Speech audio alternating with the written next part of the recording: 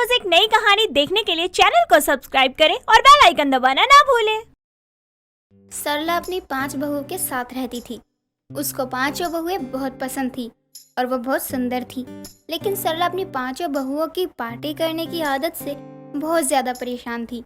ऐसे ही एक दिन सरला अपनी 5 बहुओं को बुलाती है। जी माँ जी, आपने हमें बुलाया? हाँ, बुलाया था, तभी तो तुम 5 मेरे आगे प्रकट हो गई। जी माँ जी, कहिए, आपको कुछ काम है? एक तो तुम 5 एक स्वर में बोलना बंद करो। ऐसे लग रहा है जैसे 5 को एक ही बोली आती हो। माँ जी, आप जल्दी जल्दी बोलिए ना, आपको क्या काम है? हमें आपकी बात सुनने के अलावा और भी काम है। हाँ, पता है 5 का कौन सा बहुत जरूरी काम होता है। तुम 5 को अपनी पार्टी करने का कोई ना कोई बहाना ही चाहिए। बिल्कुल सही माँ जी, आप बहुत अक्लमंद है। वैसे आपको कैसे पता कि हमें पार्टी करने जाना है? मैं तुम 5 की सास हूँ, बहुत अच्छे से जानती हूँ तुम 5 को। माँ जी, अब आप बातों में अपना वक्त जाया करेंगी या फिर काम भी बताएंगी? आप तीनों माँ जी को कुछ बोलने दोगी तभी तो कुछ बोलेंगी ना। एक के बाद एक सवाल पूछ रही हो तो माँ जी कैसे बोलेंगी?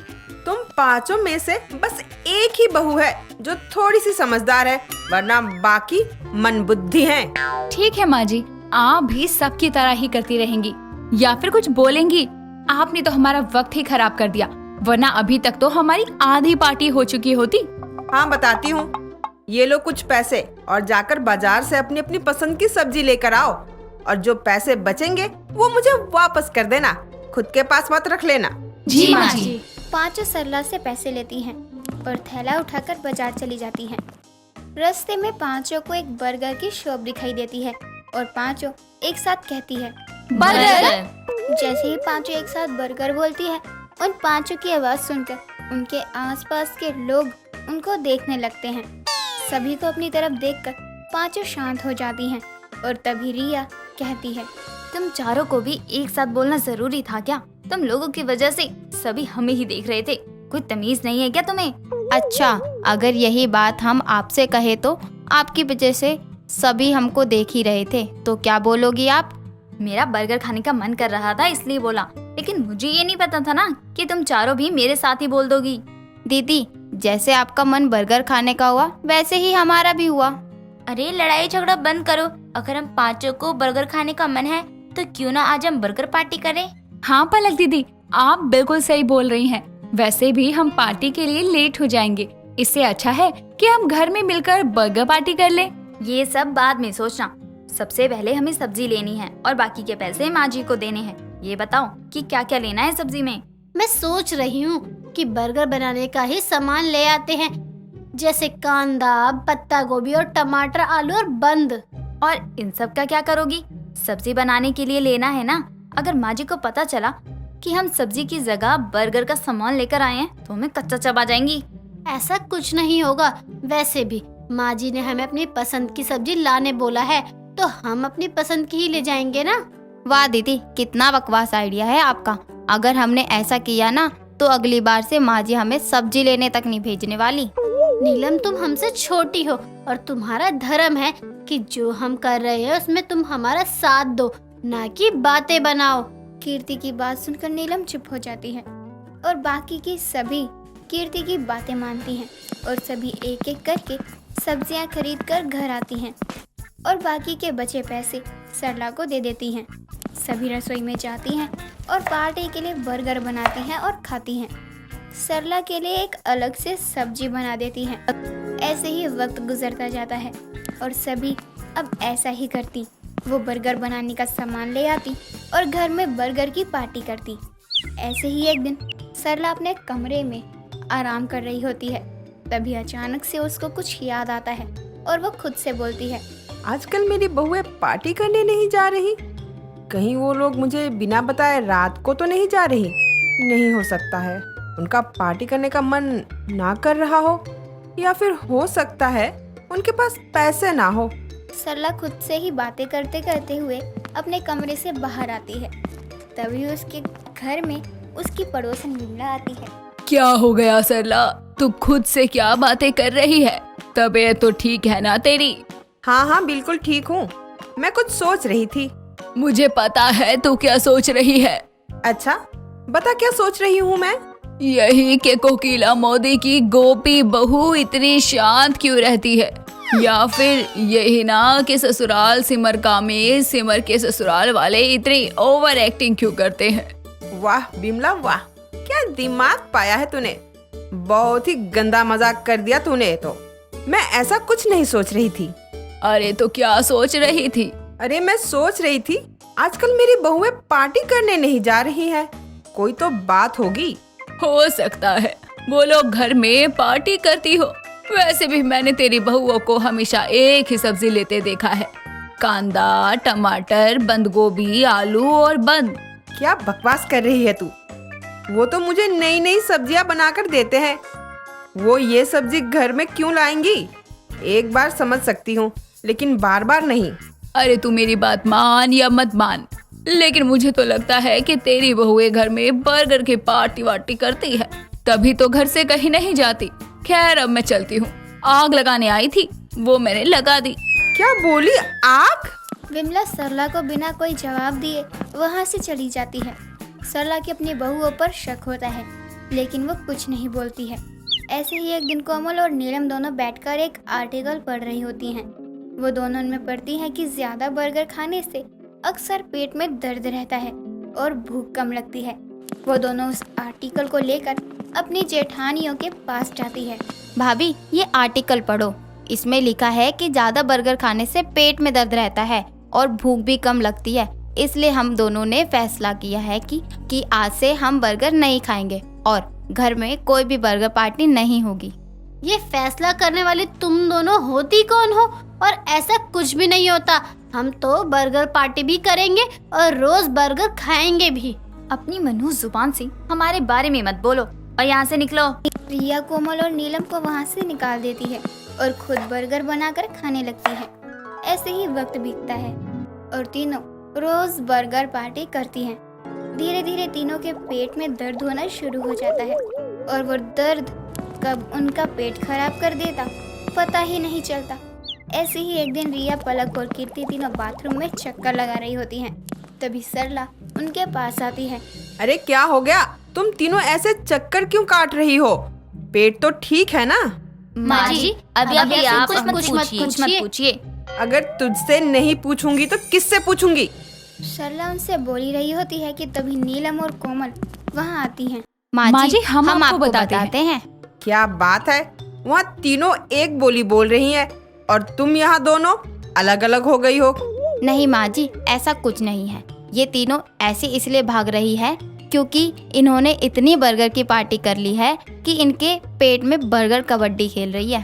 पर पार्टी तो तुम लोग करती ही नहीं थी, फिर पार्टी से पेट कैसे खराब हो गया? और यही तीनों क्यों करती थी, तुम दोनों क्यों नहीं? माँ जी हम आपको बताते हैं, हमें जल्दी से डॉक्टर के पास ले चलिए। नीलम सरला को सब कुछ सच सच बता देती है, जिसे सुनकर सरला को बहुत हैरानी होती है और वो तीनों से कहती है, सही हो रहा है तीनों के साथ। अपनी सास को बिना बताए पार्टी करोगी तो यही होगा। ना ही मैं तुम तीनों को हॉस्पिटल लेके जाऊंगी और ना ही दवाई दिलवाने वाली हूँ। मेरी ना सही अपनी देवरानियों की तो सुन लेती। अब मरो तीनों, बहुत पार्टी करने का शौक था ना, अब करो बर्गर पार्टी।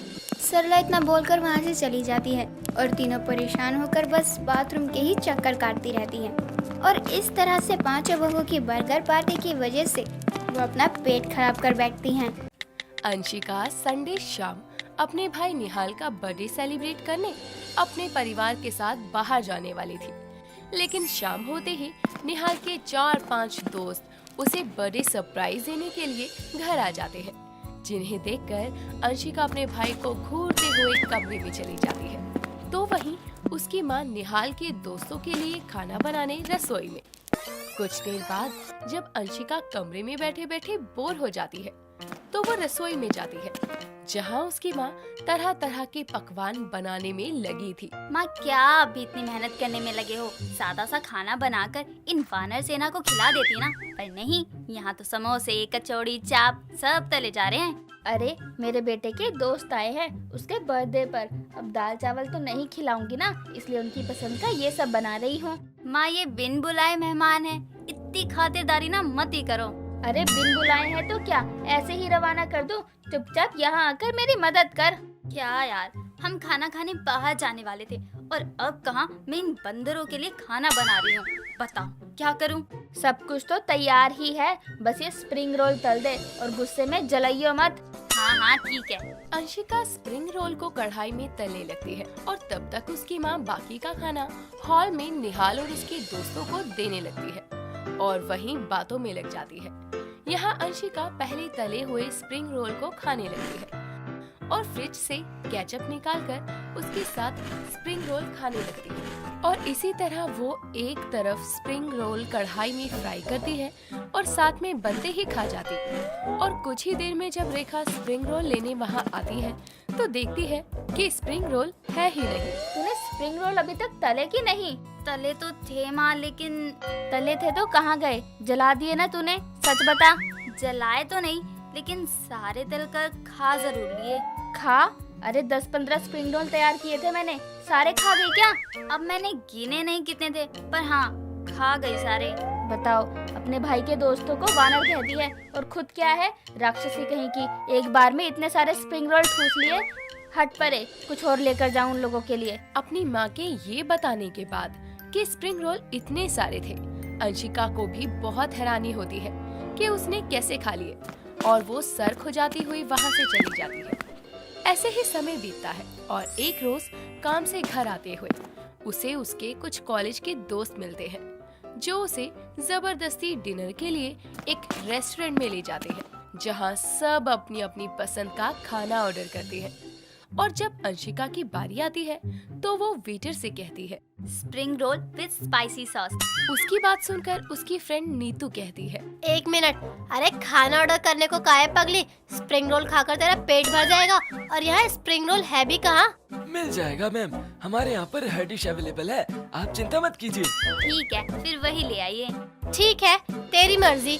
वेटर वहाँ से चला जाता है और कुछ देर में सभी का ऑर्डर किया हुआ खाना लेकर आता है और अंशिका के मंगवाए स्प्रिंग रोल भी, जिसे देखकर ही अंशिका के मुंह में पानी आ जाता है। जहां उसके सभी दोस्त खाने से ज्यादा बातें करने में बिजी थे, तो वहीं अंशिका बस एक के बाद एक स्प्रिंग रोल को ही तीखी चटनी के साथ खाए जा रही थी। खाते हुए बढ़िया स्प्रिंग रोल के लिए वेटर को वो खुशी में टिप भी देती है। कुछ ही देर में घर पहुंचकर वो खाना खाए बिना सो जाती है और इस तरह जब भी उसे कुछ खाना होता तो वो सोचने में समय बर्बाद किए बिना स्प्रिंग रोल का ही नाम लिया करती। उसे इन दिनों ज्यादा स्प्रिंग रोल खाते देखकर उसका भाई निहाल उसके आगे से स्प्रिंग रोल की प्लेट लेते हुए कहता है, अरे बस कर, बता भी कितना तेल होता है इसमें। तुझे क्या, बोल तो ऐसे रहा है जैसे खाऊंगी मैं और मोटापा तुझे होगा। ला दे प्लेट इधर। ज्यादा मत खा, पता है ना इन स्प्रिंग रोल में चाउमीन भरी होती है और ये रोल भी मैदे से बनता है, ऊपर से तला हुआ।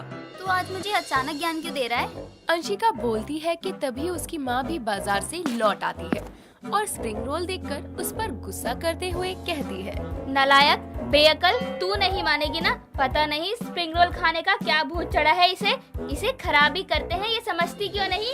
मम्मी मैं भी से यही कह रहा हूँ, पर ये सुन कहाँ रही है? नहीं सुन रही तो जा, इन बचे हुए स्प्रिंग रोल को कचरे के डब्बे में डाल दे और अपने आप अक्ल आएगी इसे। यहाँ मैं इनके लिए इतनी महंगी महंगी हरी सब्जियाँ ढाकर लाती हूँ, लेकिन इन महारानी को तो स्प्रिंग रोल खाने हैं। देख क्या रही है, ये सब्जियाँ जाकर फ्रिज में रख। जा रही हूँ। अंशिका सब्जी का थैला लिए हुए रसोई में चली जाती है और एक एक कर सब्जियां थैले से निकालने लगती है तो उसकी नजर पत्ता गोभी पर जाती है। तभी उसकी माँ उसे फिर आवाज लगाती है और वो सब्जियां वहीं छोड़कर बाहर चली जाती है। ऐसे ही समय बीतता है।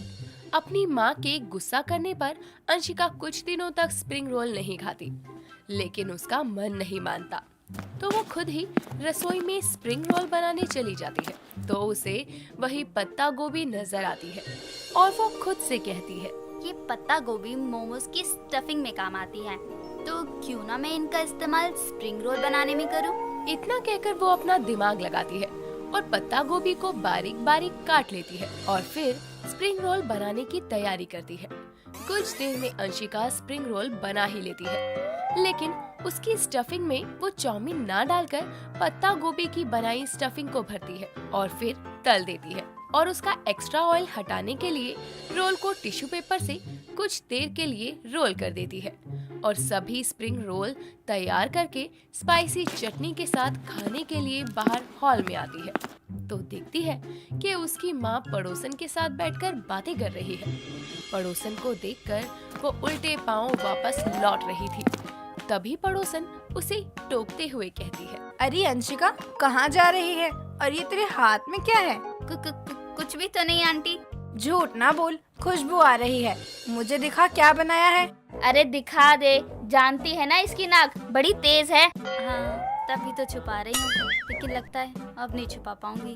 तभी वो स्प्रिंग रोल वाली प्लेट को टेबल पर रख देती है तो स्प्रिंग रोल देखकर इससे पहले कि रेखा कुछ कहे, पड़ोसन एक स्प्रिंग रोल उठाकर खाते हुए कहती है, अरे इसमें तो चाउमीन दिख ही नहीं रही। क्या भरा है इस रोल में तूने? ये अंशिका के बनाए स्प्रिंग रोल है।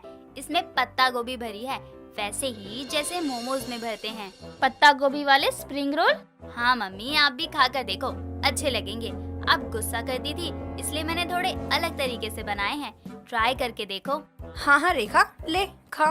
रेखा भी एक स्प्रिंग रोल उठाकर चलती है और कहती है, अरे वाह, तूने तो कमाल कर दिया। लेकिन फिर भी अंशिका, ये सब चीजें कभी कभी स्वाद के लिए ठीक रहती है, हमेशा खाने के लिए नहीं। ना, ये तो बिल्कुल ठीक कहा। मेरा बिट्टू भी बाहर की चीजों का बड़ा चटोरा है। कितना कहती हूँ पर मानता ही नहीं। क्या करे बहन, आजकल का खान पान ही ऐसा है। हम तो बच्चों को समझा ही सकते हैं ना।